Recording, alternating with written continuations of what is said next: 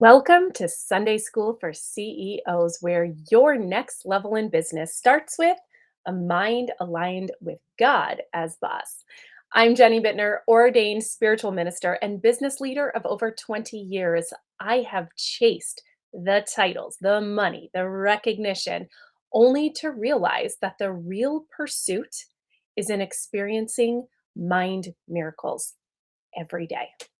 And this podcast is here to show you how. This is real life, real stories, and real shifts from fear to love. So let's dive in. Okay, so let me pull up a couple really great questions from clients asking how to move some of their recent business challenges into a space of experiencing miracles. All right, so here is the first question that came in for me today. My question challenge is how to differentiate between the messages or directions you receive from God or higher self versus directions or thoughts that come from the mind. And what I believe she's referring to is the ego. So I'll just refer to it as that. And how to cancel the outside noise to hear God's nudges. I resonate fully with what some of the other ladies have said, and so many times something shows up for me, but I wonder if that comes from fear for the need for abundance or money, and I'm trying about everything that comes my direction, or because it is for me and part of my next steps on my path. Okay, this is a very important and very sincere question because almost everyone on a spiritual path will at some point come to this discernment. And the thing and the truth is that the ego's voice and the Holy Spirit's voice can both seem very convincing, especially when fear, urgency, scarcity, uncertainty, these things are activated for us. But the Course teaches us that the difference is not really in the words that we're using, right? Just like the words themselves, as much as it is the energy and the effect that it carries within us. And so I'll give you an example. I recently just taught my 10 and 5-year-olds this exact example where I said, listen, when it comes to communication, right? I actually pulled up a study online and I said, when it comes to communication, 55% of communication is felt through the body language and facial expressions. 38% is felt through the tone of voice. And 7%, I believe these were the numbers. And if I'm wrong and someone just added those up, we're close. Okay. 7% comes from the actual spoken word itself.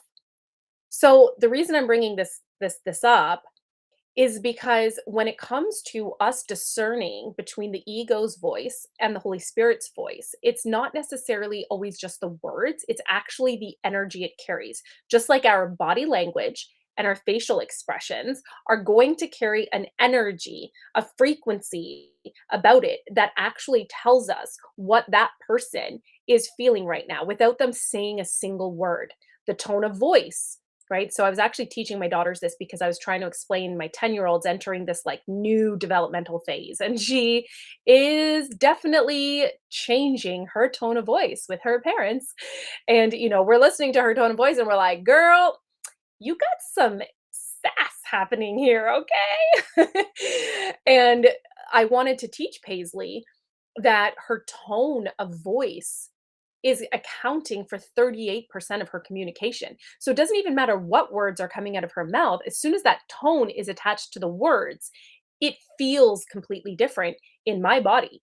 So if you're just like, hey, mom, those are words, but the tone, hey, mom, makes me want to connect with you. Yeah, like, yeah, babe, what's going on? Right. But if she's like, hey, mom, same words, the tone is different. It creates anxiety in my body. it creates a frustration and irritation like, "Hello, why are you talking to me like that? Very disrespectful," right? So, this is where I want you to understand that the ego's voice and the Holy Spirit's voice, it's similar in that sense that it's actually a frequency that both of those carry in how we can discern which one is in the driver's seat right now. So, this discernment is really a process of deepening trust. It's not being perfect every single time. It's us actually being able to start discerning between those nudges, between those voices, right? So the ego is going to make us think, if I choose wrong, everything will fall apart. If I was wrong, this is going to be awful, right? So fear itself is the clearest sign that the ego is leading this conversation. Holy Spirit, its guidance may stretch you and it may challenge you and it might invite growth for you, but underneath there is this quiet sense of openness, of steadiness, of spaciousness, of peace. Whereas you'll start learning that the ego's voice, it's very urgent, very pressured, very fearful, very chaotic, very grasping, very obsessed with outcomes. So, again, for example, you may hear the ego's voice and it may be like, you need to figure this out immediately. You're going to miss your chance. You better say yes. You won't have enough. What if this is your only opportunity? And Holy Spirit is saying, you are safe. You are guided. What is truly meant for you cannot be lost. There is no punishment for taking time to listen, to get the message. So the ego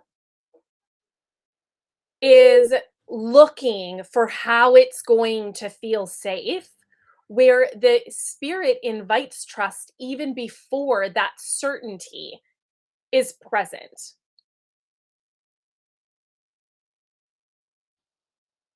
So just remember that it's not that God's guidance is unclear for us. It's just that fear is really, really loud. So, a powerful practice for you isn't necessarily trying to silence all that outside noise that you may be hearing and experiencing, but it's really just about, can I be willing to pause before reacting so that I can start listening and paying attention to the actual parts of the discernment that I should be, picking up right now, right? So we can ask ourselves questions like this: does this choice expand me? Does this choice contract me? Am I moving from trust, or am I feeling fear? Am I feeling lack? These are questions that'll help us to discern what part of me am I really tapping into, right? So another question, even just based on this example, based on this question that was asked, is you can ask yourself, if money and fear were removed from this equation, would this still feel aligned for me?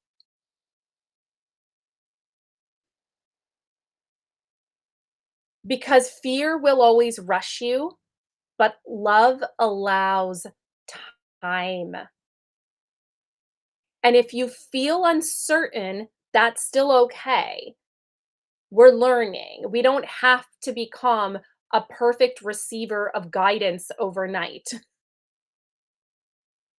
So sometimes that discernment becomes clearer after we stop demanding immediate response and we give ourselves that gentle willingness, right? Holy Spirit, I may not be clear yet, but I am willing to be shown. So just show me. Show me. You know my talents. You know my highest truth. You know the highest path. You take me there, and I will be a good steward of your guidance.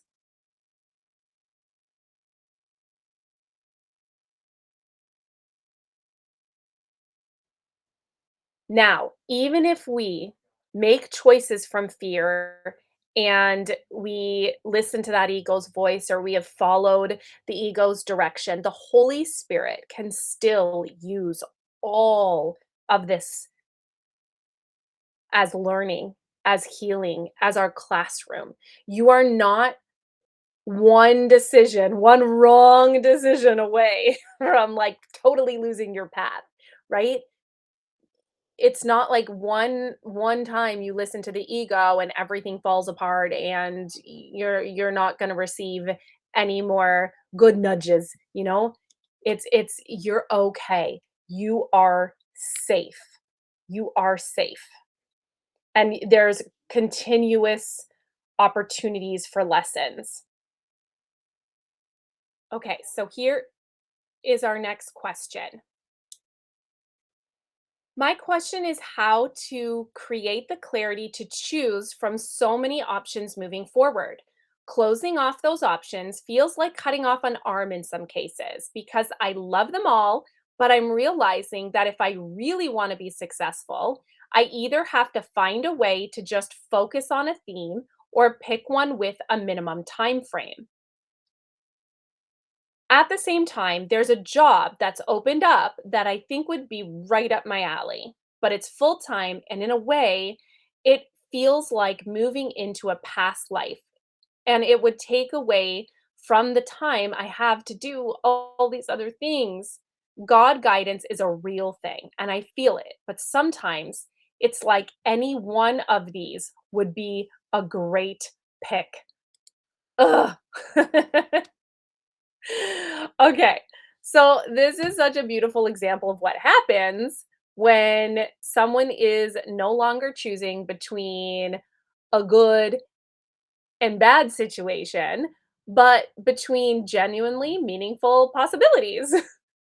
This can actually feel harder sometimes because there's no obvious wrong answer to eliminate. So, what I want to talk about with this question here is the conversation around confusion, because confusion often comes not from the options themselves, but from the pressure that the ego places on that decision, right? So, what if I choose wrong? What if I miss my real purpose? What if closing one door means I'm losing part of myself? So, the ego tends to treat decisions as these irreversible things that are going to happen and absolutely blow up our world, right? You must pick perfectly or you'll lose something and you'll never be able to go back and this is it. This is it. This is the one big decision. So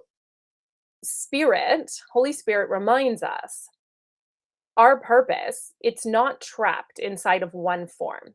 Okay? Because here our world works where we have context which is split between every single thing that we do in this lifetime is split between fear and love. Those are the two contexts. So everything we do is either coming and being delivered and expressed through fear or it's being delivered and expressed through love.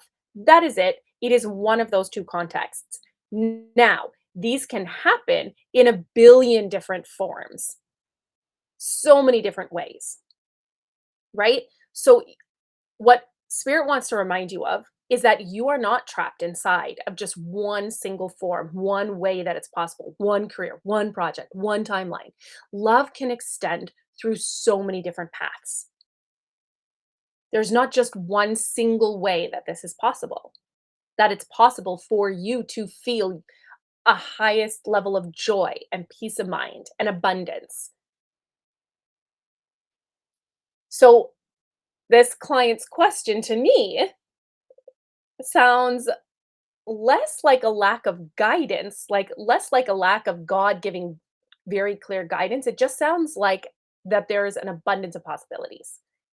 And sometimes the mind can interpret abundance like pressure because now we have all of these things we need to consider. How do we choose one? All of these things that we need to think about. How do we know which one is the path that we're supposed to take?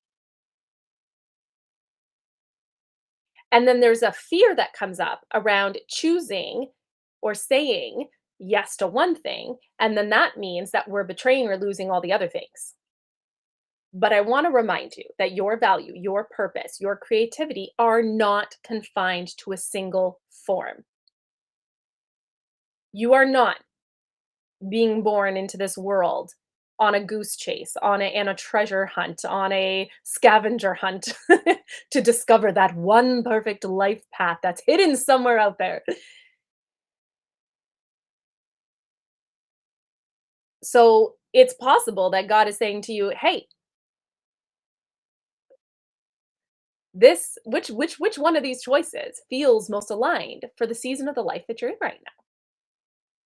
It's not sounding like this is the only right choice. It's just sounding which one of these feel like the most aligned choice for you in this season of your life, right? The ego wants certainty for the future. The spirit just guides one step at a time, one step at a time. And sometimes that most loving thing is not trying to keep every possibility alive indefinitely.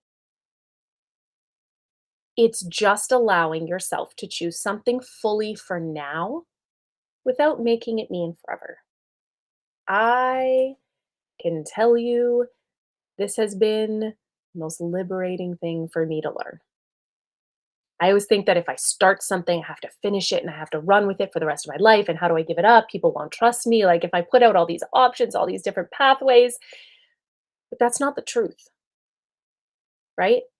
So this client mentioned in her question that closing options, let me read it exactly as it was. So closing off options can feel like cutting off an arm.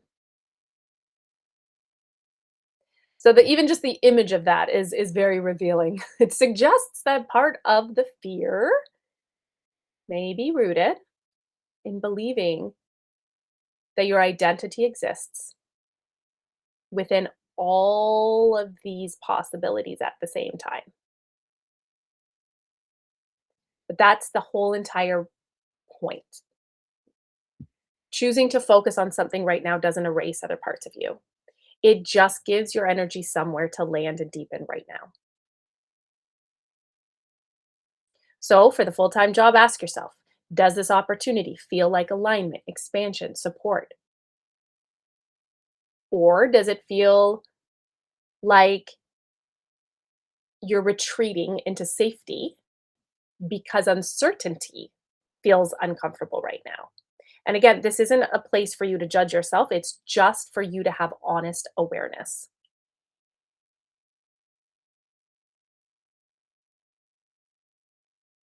Sometimes taking a grounded, supportive opportunity, like a full-time work that can be predictable, sometimes that is guided.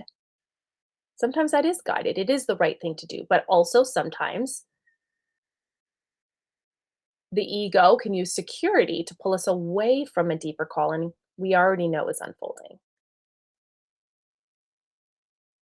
And the answer becomes clear when you remove that pressure that right now you feel like you're being forced to make this lifelong decision because you don't need to solve your entire future today. So we're not asking, what should I do with my entire life? We are asking, what feels the most alive, the most peaceful, the most aligned for this next season in my life? And then trust that clarity that moves through. Trust what comes up and the questions that emerge for you and the guidance that emerges for you. And then you're looking for what feels light. What feels light? What feels, because what's light is right. What's heavy is from the ego. Going back to the feeling that this communication gives in our body. Going back to, there's a feeling that happens, not just from the words that are downloading in, but a feeling that happens in our body, just like tone of voice gives off a feeling. Also, when we hear the ego's voice and we hear our higher mind or God's voice and we hear spirit's voice, which It's like those are two very different things, and each one of them will give us a feeling. And it's the feeling that we're looking out for because the feeling is an indication of where this is coming from. Is it coming from love or is it coming from fear? So, if this episode spoke to you, it was meant for you. Stay close, subscribe, and I will keep bringing you these mind miracles. We'll chat on the next episode. Goodbye.